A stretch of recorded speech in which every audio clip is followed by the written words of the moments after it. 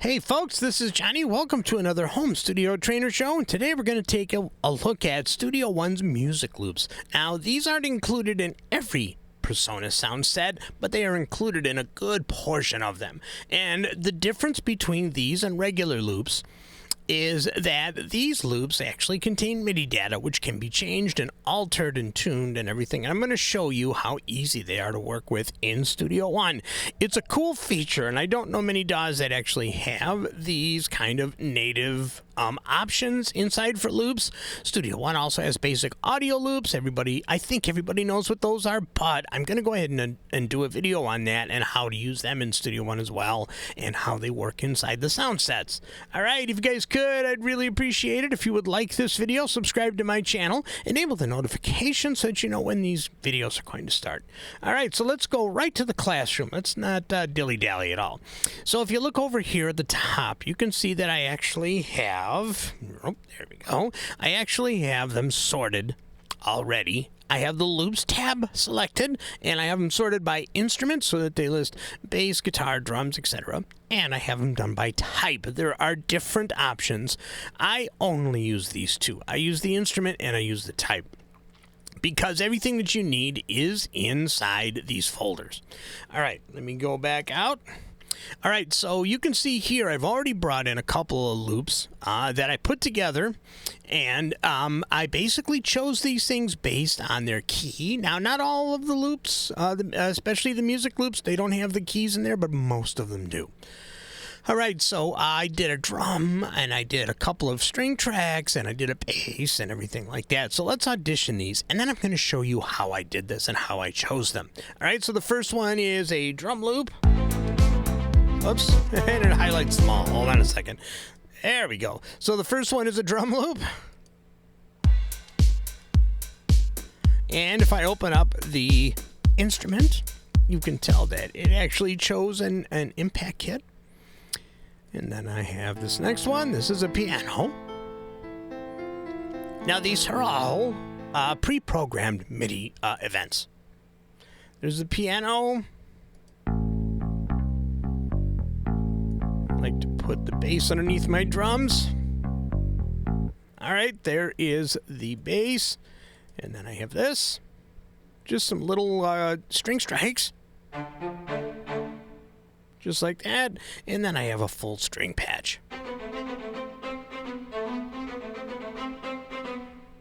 All right, I showed you that the first one actually comes from Impact, and all of the rest so far come from Presence. They're just Presence instruments.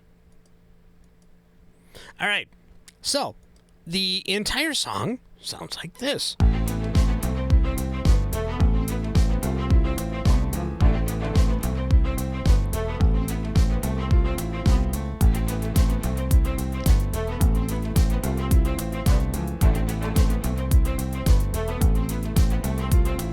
Okay, so now the cool thing about using music loops is that you can retune them. Now, of course, there is a tuning option for audio loops in Studio One, but of course, audio has its limitations. And if you're taking a particular instrument and trying to record it, I mean, have an audio loop play different chords, it can get a little weird sounding, and a lot of anomalies in some, not too bad in others, but with audio loops, it's a little bit more restrictive. So with MIDI loops, it's easy. So the first thing you have to do is open up your chord track. You go up here and select chords, just like that. Make sure that the follow is on. And the other important part is make sure that you have your tracks set to a certain follow option. So for MIDI, I usually go ahead and, like for this track right here, I usually set the follow chords. Let me zoom in here so you guys can really see it. So you can see that the follow chords, I have it set to parallel. Now, there are a couple of other options. You can see here, it's really simple, but usually most MIDI will follow parallel. And I would say that if you're not getting the right tune that you think you should have when you select a chord, choose any one of these other ones. All right, so I don't want to tune the drums, obviously, because then it'll start playing different drum sounds. But for the bass, I have it set to parallel. for, I think that's a grand piano. Yeah, oh yeah, there we go. For the piano, I have it set to parallel, and the same for the 2 string tracks, just like that. All right, so now that you've seen how to set up the tracks and which ones that you don't have to set, let's go ahead and, since we have our chord track open and I have it set to follow, I went ahead and I think what I'm going to do here is I'm going to make sure I can split these. All right, there we go. So like that. You don't have to do this, but I like to do it. So there we go, right there. So now the way that it looks is I have separate events for the second part of this, and basically it's just a clone. I actually added some MIDI notes in here, and then it ended up being one whole track, but I wanted to separate it so that it looked like all the other ones. So now it's just as easy as this. Let's say I want this to play a completely different chord. The only thing that I have to do, if I like the performance and I just want to change the key it plays in, I'm going to get my draw tool, and I'm going to draw across the chord track a whole new chord. Go back to my arrow, and if I double click on this, I get my chord wheel. So let's see, I'm going to want this to change to a G, and let's see what it sounds like.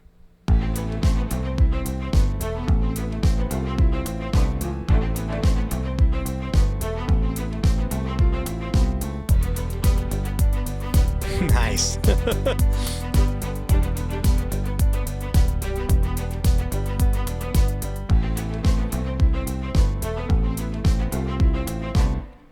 Nice. Actually, it sounded better than I thought it was going to. So I can go ahead and I can have it play. Let's see. Should I play? Let's do A. I'm just going to start from here. Ready?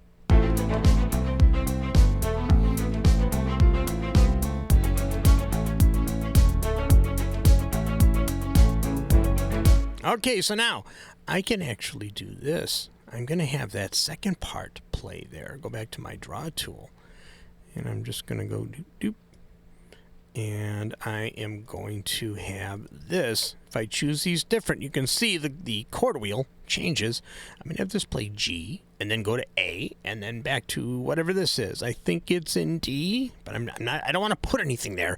I like the way everything plays here, so I'm not going to put a chord change there. All right, so here we go. It's going to play this section, then it's going to go to G, then it's going to go to A.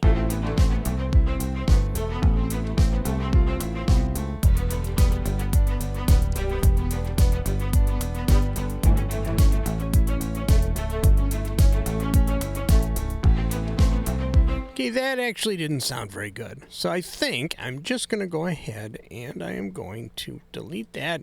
Just going to have it stick with G. Just through the whole thing before it loops.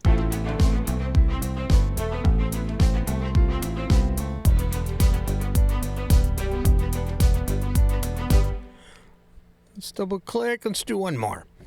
Let's actually change it to G. Let's see, what would that be?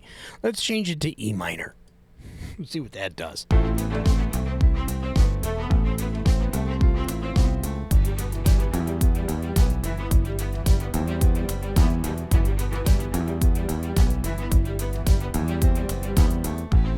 Now, the one thing that you can't do, and if somebody actually has the answer to this, that would be great. Please post it in the comments. Is you can't really have the individual loops play a different chord. At least I don't think so. Event. That is something I'm going to have to explore, and I just thought of this now. I got to quit thinking of these things after I start the video, but that's okay. So anyway, you guys have a good idea on how the chord changes are going to work.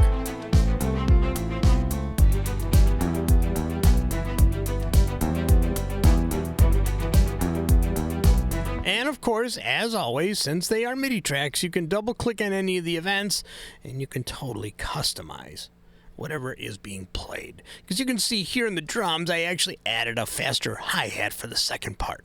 Let's go back to G.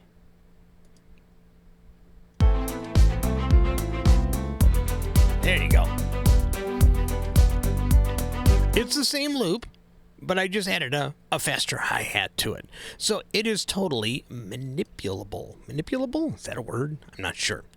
But there you have it. All right, let me know what you guys think about this. Okay, so if you have enough information, you can move on to another video. But what I'm going to do now is I'm actually going to open up a new song. And I am going to create something new really quick. All right, so let's go ahead and do this. We're going to close. And no, I don't want to save because I've already saved it. I'm going to go to a new, and I'm going to do my quantum setup. I got to do my videos on the quantum. I'm finally just about used to it. And a lot of cool stuff with the quantum interfaces, guys. You really, even if you can only afford a 2-input one, it's so worth it. I'm gonna cry when I have to give this one back because I'm only borrowing it. All right. So if I go to loops, and I have it sort by set to instrument, and I have it separated by type, you can see here I've got all my different instruments. So the first thing I'm going to do is I'm going to start with drums. And I'm going to go to the musical loops. And I'm going to find... Wow, that's loud. Should I just use one of these?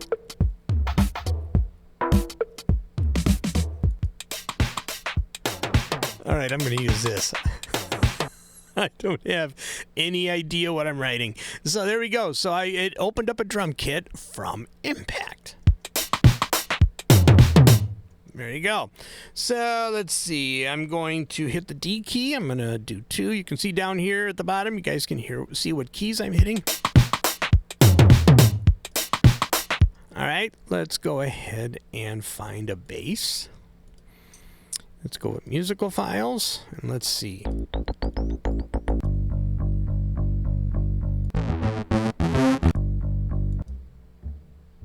Ooh.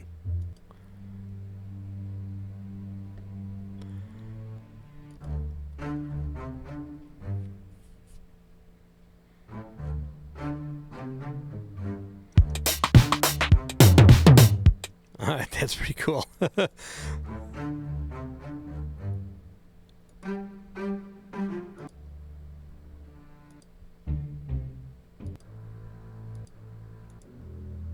Vampire.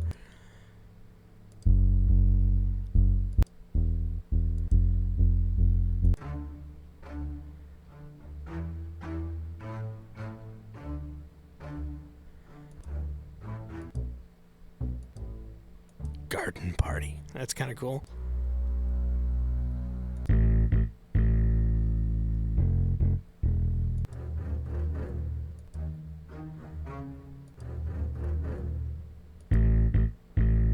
All right, I'm going to go back up to the top because I don't want this to take longer than it has to. All right, I'm just going to use this. And it is going to open up, I believe, something in... This is going to open up something in Presence, I believe. It's taking a long time to load, too.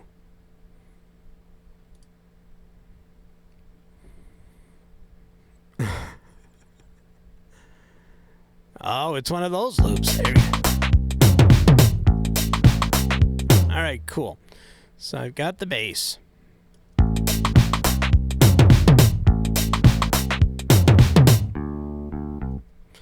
All right, so I'm going to turn the loop on. I just want this part.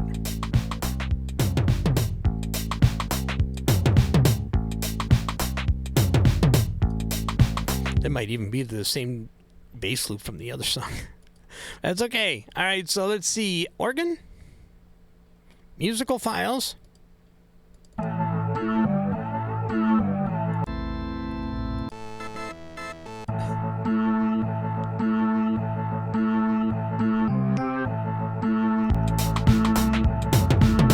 That sounds terrible.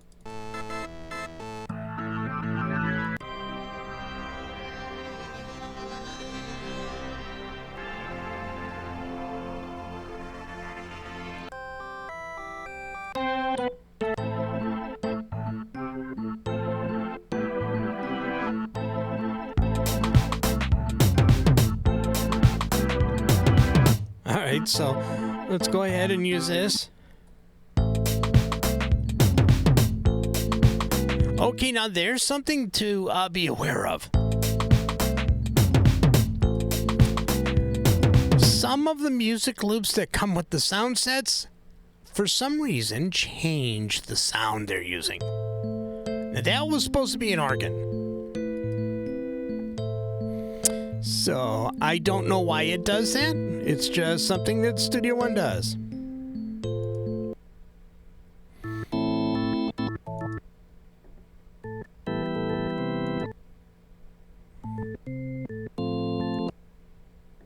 Gotta find the right organ.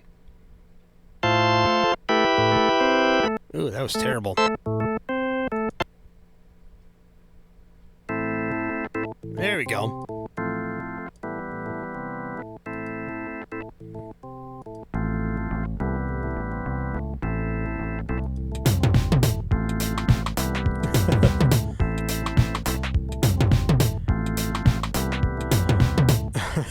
Right.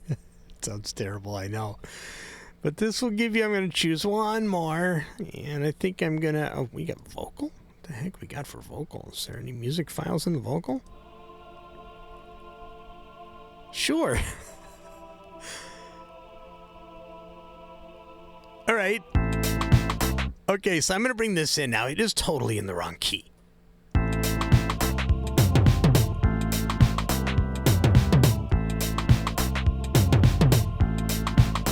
All right, so now, can I get them to play in the same key?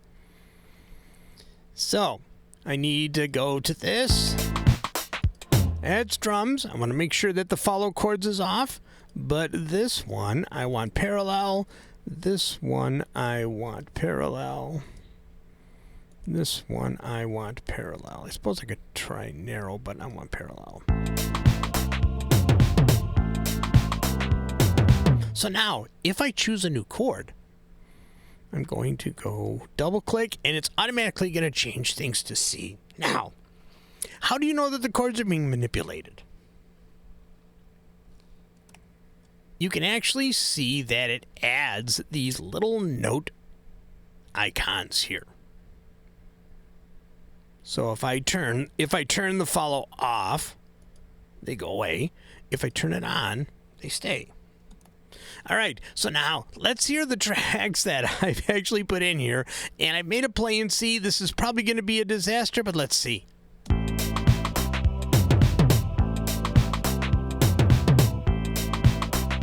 It works. Okay, so now if I go like this, I did not.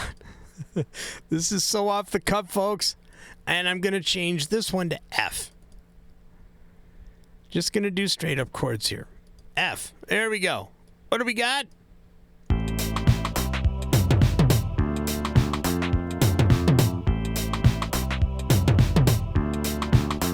All right. So I'm going to do something here. So you can see that since these are holding down, they're not changing. So let me turn off these and see if these...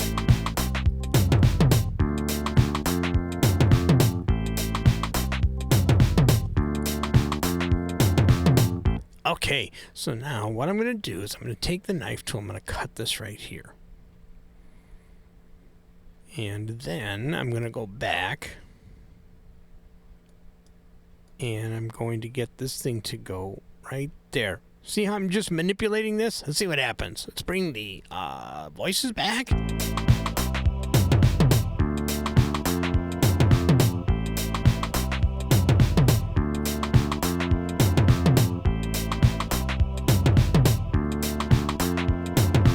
See if it's changing.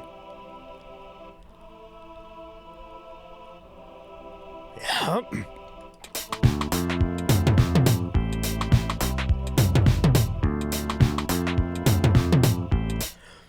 Nice. So you have so many options when it comes to using the music loops, or in Studio One, they're also called musical loops when you're in the browser. I have always called them music loops.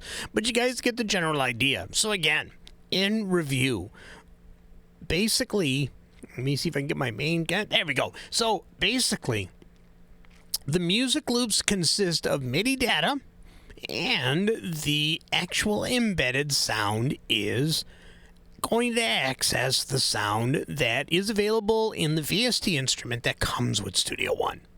So now you can actually go into this and you can replace it with a third party, but the default sound is going to show up with whatever Studio One has. And with some sound sets, I don't know why it happens, it's going to change the sound. So you might have to do a little bit more manipulation when you drag the music loop into the song.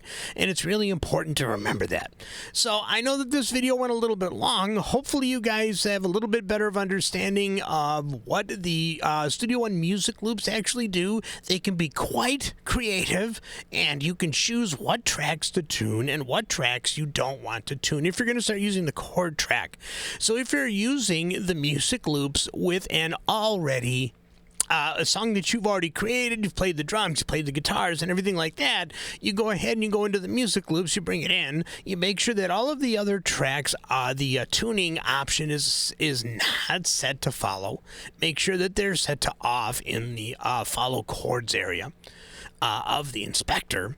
And then you can manipulate the chords for the music loop that you bring in to your completely original song and tune it to play the riff that it came, the riff that it has, but in the tune of your song. So hopefully that makes sense for you guys. I hope I didn't go on too long, but please leave your comments down below. I really want to know what you guys are thinking about this stuff. Do you guys think this is pretty useless? Do you guys really like it? Do you think it could help in your music creation? Let me know in the comments below, and I will see you in the next video.